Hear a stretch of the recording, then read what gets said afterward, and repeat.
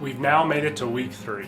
And in week 1, we talked about control and how things are so much better when they're in God's hands rather than ours. In week 2, we talked about approval and how we don't need the approval of others to give us value because we have incredible value in God's eyes who created us. Well, for this week, we're going to be talking about a myth that says I must be right or I must be perfect all the time. Have you ever known someone who always had to be right? They argue and fight to prove their point. They never admit to being wrong. And rarely, if ever, do they apologize for their mistakes. You may have a picture of someone in your mind right now, and that picture might even be of you. I know for me it is sometimes. No one ever sets out to be wrong or to make mistakes, but the reality is that we all have situations where we don't get it right because none of us is perfect. We all enjoy being right, and it's okay to strive to do things correctly, but we get into trouble when being right takes precedence over anything else. This kind of behavior prevents us from reaching our full potential because we aren't willing to admit our mistakes and learn from them. This behavior limits the depth of our relationships by preventing others from getting close to us. And this behavior might even distance us from God and His gift of forgiveness if we convince ourselves that we are better than we truly are. Oftentimes, when we insist upon being right all the time, it's a form of pride. It serves as an opportunity to try and prove our superiority over others. But at the foot of the cross, we must realize that the ground is level.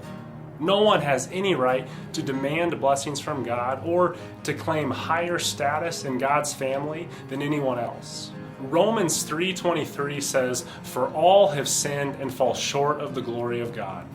We all fall short at times, but God doesn't expect us to be perfect or to have all the answers because He has given us the ultimate answer in Jesus Christ. Romans chapter 3 goes on to say in the very next verse, that's verse 24, "And all are justified freely by His grace through the redemption that came by Christ Jesus." As Christians, we are all equals in that we sin and make mistakes. But as Christians, we are also equals in that our God has washed us clean and saved us anyways. Because of what He has done and because of who He is, we don't have to try so hard to be right all of the time.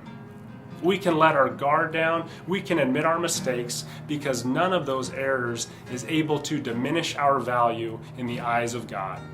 We may even start to see God's faithful hand in using our mistakes to teach us new things and to help us grow when we humble ourselves and admit those errors that we make. As we show the same grace that God has shown us, both to ourselves and to others, there's a good chance that you will see new life breathed into your relationships with God and your relationships with others. Our myth for today was, I must be right or perfect all the time in order to have value. But the truth that we're going to use to fight against that myth today is this.